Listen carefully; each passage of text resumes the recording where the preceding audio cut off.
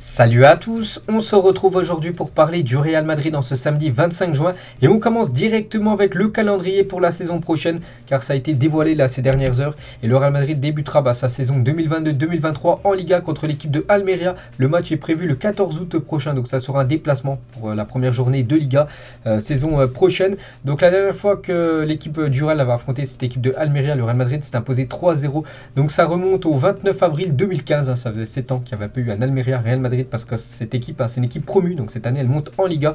Donc voilà les gars. Donc voilà, l'équipe du Real commencera contre un promu saison prochaine. On peut voir voilà, le calendrier complet.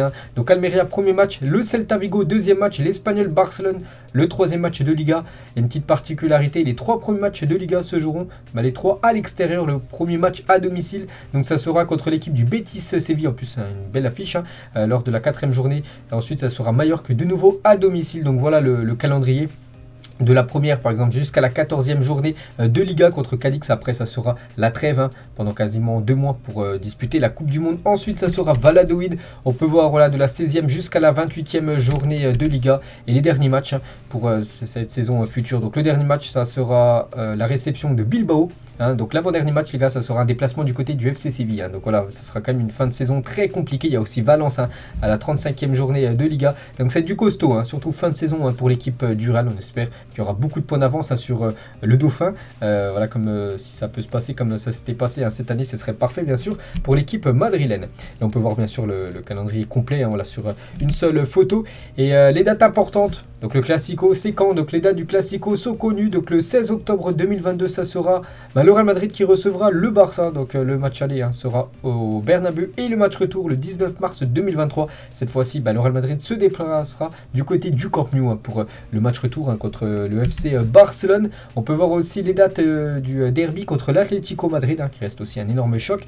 Donc le match aller sera du côté du Wanda Metropolitano le 18 septembre 2022. Donc voilà, c'est quand même mi-septembre. Là c'est déjà voilà, un gros choc contre l'Atlético. Puis le match retour ça sera le 26 février 2023, cette fois-ci du côté du Bernabeu. Et du coup on peut voir ce calendrier vraiment voilà, maintenant il est fait donc là il y a déjà les 4 matchs 3 matchs de pré-saison et un match officiel, la Super Coupe d'Europe. Donc il y aura le Barça, le Club América et l'équipe de la Juventus en match de pré-saison. Puis après voilà, ce 10 août prochain contre l'équipe de Francfort, bien sûr ça sera du côté de la Finlande, ce match du côté de Helsinki pour disputer cette Super Coupe d'Europe. Et après Almeria, j'ai dit Celta, Espagnol, Betis, Mallorca, Atlético. Voilà, donc voilà le programme du Real Madrid.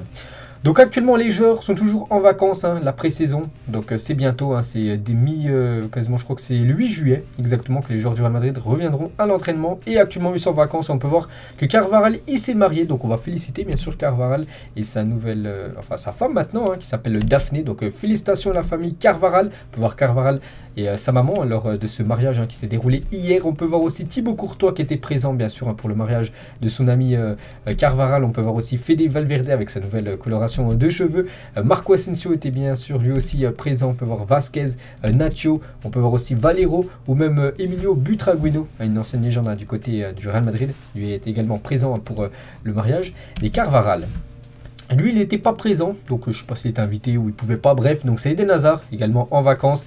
Donc il était du côté d'un parc d'attractions Walibi, donc une petite photo de Eden Hazard. On peut voir que Ancelotti a rencontré Rudiger, bien sûr le nouveau défenseur de l'équipe du Real Madrid, avec bien sûr le coach Ancelotti qui continuera bien sûr saison prochaine en tant qu'entraîneur principal.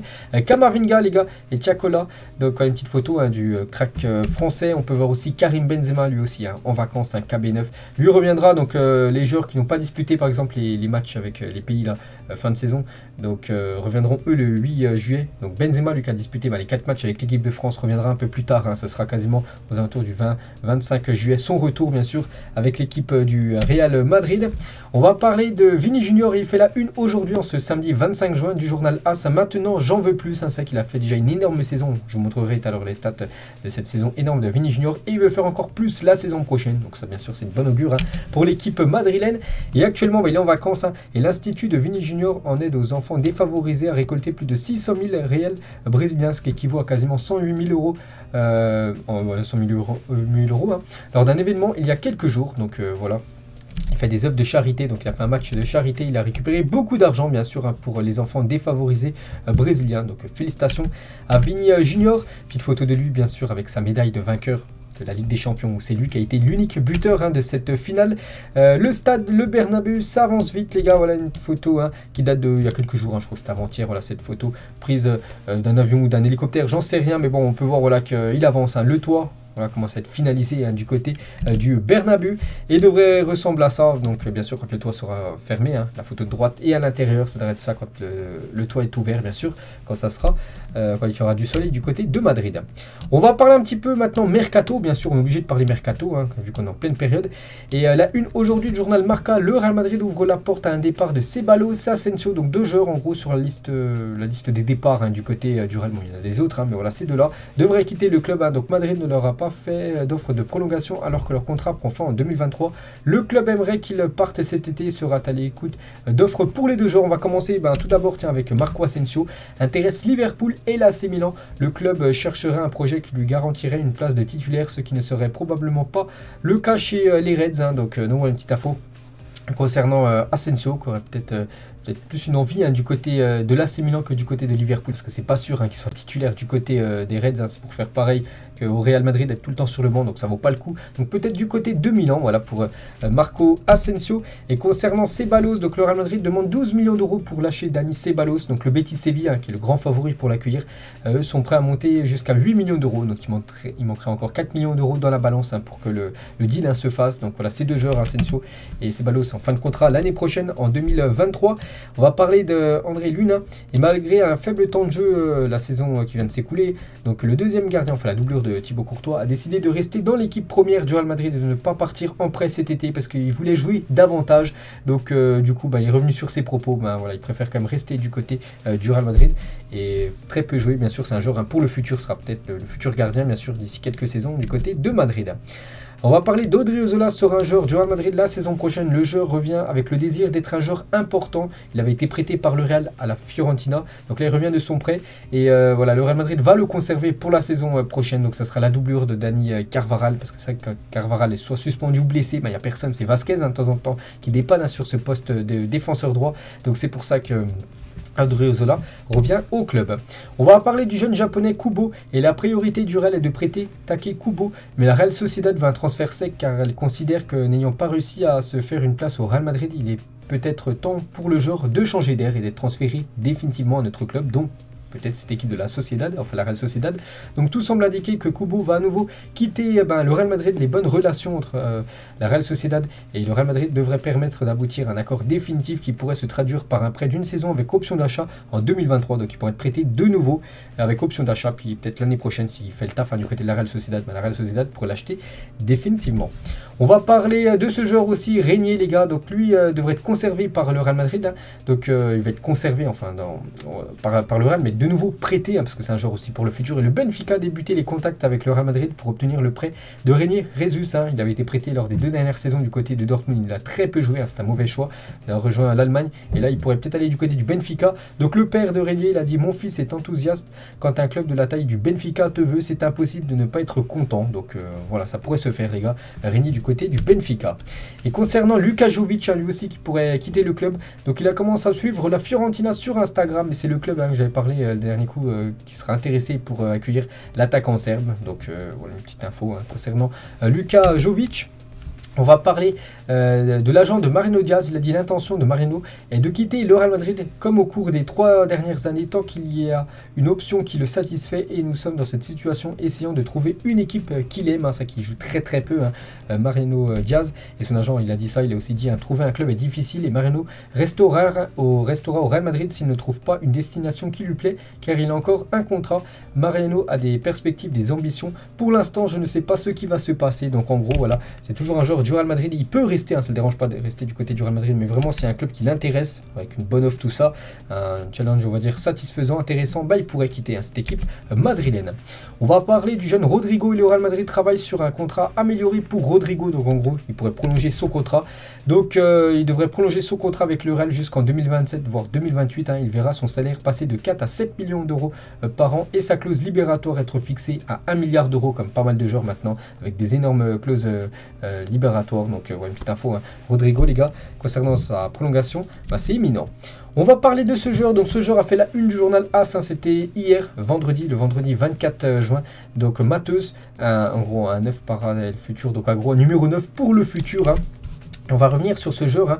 Donc le Real Madrid suit activement la jeune pépite brésilienne Matheus Nascimento, 18 ans, avant-centre de Botafogo, présenté comme le successeur de Karim Benzema. Donc voilà, je ne connais pas du tout le joueur, je ne l'ai jamais vu jouer. Donc il joue, hein, dans le championnat brésilien et donc déjà il est très jeune, il a seulement 18 ans. Et il pourrait être le successeur de Karim Benzema dans le futur, hein, d'après voilà, ce journal AS. Donc il est évalué à 7 millions d'euros, il rejoindrait, donc s'il venait à quitter, hein, Botafogo, son club actuel, il rejoindrait d'abord la Castilla, donc l'équipe B, pour se développer et venir ensuite prendre la succession, hein, de Karim Benzema dans quelques saisons. On va parler de ce joueur aussi qui peut arriver, hein, du côté de Madrid.